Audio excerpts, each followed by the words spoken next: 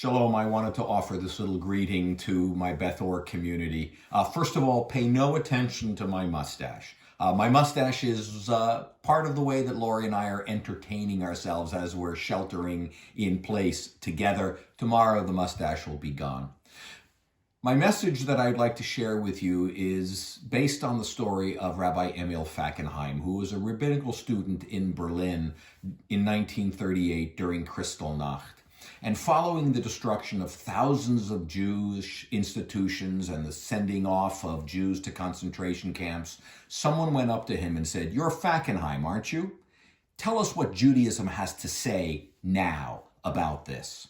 And Fackenheim gave an answer. Frankly, I don't remember his response and his answer, but what I would like to say is, what does Judaism have to say now about what is happening in our world? I think that Judaism has a lot to say, and I think it all has to do with the word re. Number one, we need to reimagine who we are as a community and recognize that we can reach out to each other in non-traditional ways. We can send cards to each other. We can call each other. We can reimagine the way that we connect with one another. Second, we need to be responsive. No one knew that this was going to come upon us, and there is no roadmap, there is no historical precedent for any of this, but we all can respond in a meaningful and in a mature and in a calculated way. We have to be responsive and to be there for each other in this time of unprecedented danger and not seek to blame other people, but ultimately to support other people. Number three, I think we need to be responsible.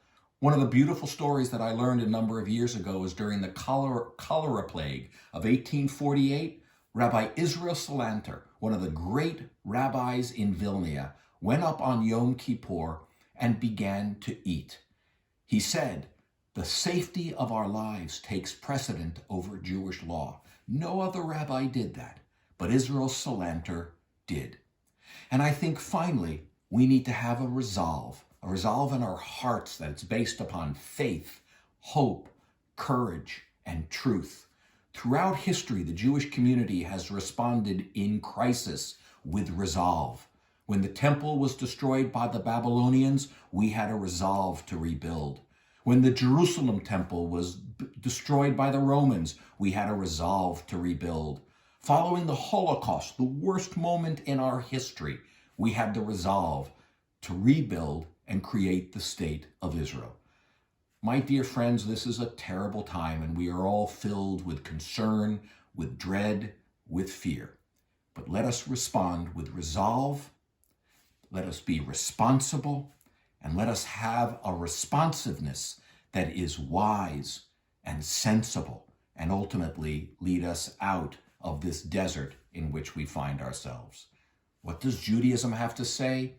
It has a great deal, and that's why I chose to be a rabbi. That's why I chose to be your rabbi, mustache and all.